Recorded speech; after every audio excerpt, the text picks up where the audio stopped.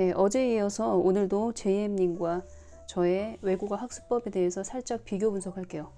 이걸 오해하지 말고 들으셨으면 좋겠는 게 왜 자꾸 두 사람을 비교하냐라고 생각을 하실 수도 있는데, 이건 여러분들이 엄마표 영어를 집에서 적용할 때 집집마다 아이들이 달라요. 성향이 다른데 그 다른 성향을 가진 아이들에게 어떤 식으로 영어 환경을 만들어주는 것이 효율적인가에 대한 얘기와 직결되기 때문에 이렇게 계속 비교 분석해 보겠습니다. 저는 새벽달 파란색으로 표시를 할 거고요. 그리고 JM님은 트레이드 그 브랜드 컬러가 빨강이더라고요. 그래서 빨강색으로 표시를 하겠습니다. 두 사람의 공통점을 우선 생각해 보면,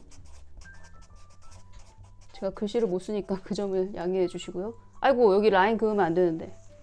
아이고, 그냥 가겠습니다. 두 사람 다 많이 듣고, 글씨 왜 이렇게 못 쓰냐? 많이 말하기의 중요성을 알고 있고 실천했어요. 알고 있고, 보통 알고 실천 안 하죠. 실천을 한 경험이 있습니다.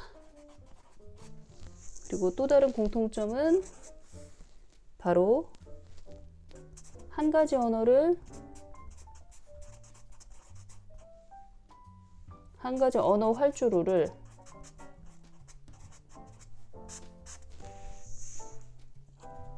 전속력으로 달려 이륙해본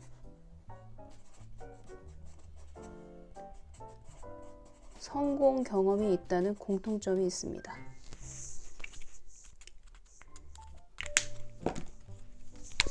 실천을 해본 경험이 있고 성공을 해본 경험이 있기 때문에 다른 언어에도 적용하는데 그리 큰 어려움은 없어요. 왜냐하면 믿음이 있기 때문에. 때가 되면 열린다, 때가 되면 들린다, 이런 전속력으로 달려서 이륙해본 경험, 이 두 가지가 JM님과 저의 공통점이라고 할 수 있어요. 그럼 이제부터 차이점 한번 들어가 보겠습니다. 차이점은 JM님 같은 경우에는 언어를 수단으로 쓰신 거예요.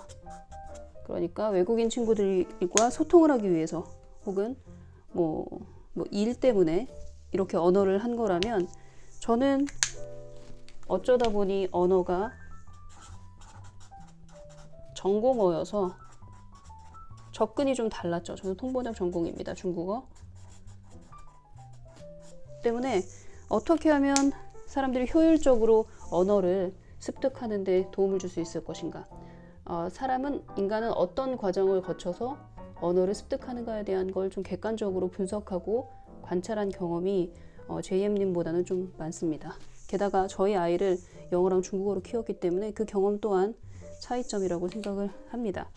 두 번째 차이는 사람 차이인데, JM님은 말하는 걸 좋아하고 말을 잘하세요. 그러신 분인 것 같아요. 근데 반면 저는 침묵을 사랑합니다. 말 별로 많이 안 해요. 완전 남자 같은 성격이라 말 길게 안 하고 많이 안 하는 편인데, 지금 변한 거예요. 많이 변했어요.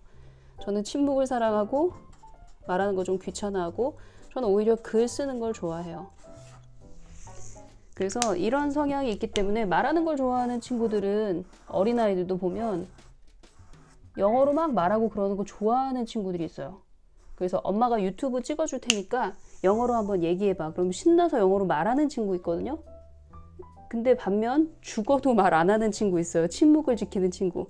이게 저 같은 아이들인데 99%의 아이들이 이래요.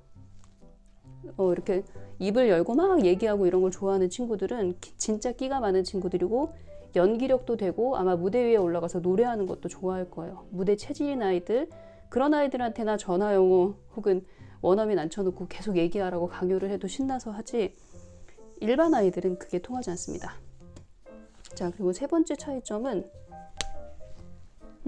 이거는 이제 제가 그 JM님이 중국어를 어떻게 익혔냐에 대한 그런 동영상을 보면서 이렇게 차이가 있구나라는 생각을 했던 건데, 이분은 경험주의인 것 같아요. 몸으로 부딪혀 보는 거예요. 우선 글씨 잘 쓰면 좋겠다. 몸으로 부딪혀보고 맨 땅에 헤딩해보는 그런 모험 정신이 있고요. 저 역시 몸으로 한번 부딪혀보고 질러보고 하는 성격이 있긴 하지만 이게 전공어라서 그런지 언어에 관한 한 약간 과학적이고 효율적인 방법으로 접근을 하자는 그런 욕망이 강하게 일더라고요. 그래서 언어에 관한 한은 좀 이성주의적인 그런 패턴을 보였습니다. 그래서 예를 들면은 뭐랄까요, 제이엠님 같은 경우에는 중국어를 한마디도 하지 못했을 때 중국으로 어학연수를 가셨대요.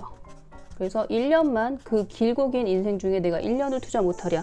그래서 젊은 나이에 1년 동안 어학연수를 갔고, 오전에는 학원에서 3시간 공부를 하고 오후에는 3시간 친구와 언어 교환을 했고, 그리고 저녁 시간에는 뭐 다양한 외국인 친구들이 북경에 많잖아요. 다양한 외국인 친구들이랑 같이 얘기를 나누면서 이제 몸으로 부딪히면서 중국어를 배웠다면, 저 같은 경우에는 좀 완전 다른 케이스죠. 우선 한국에서 중국어를 배웠고, 그리고 저도 날마다 학원을 갔었어요.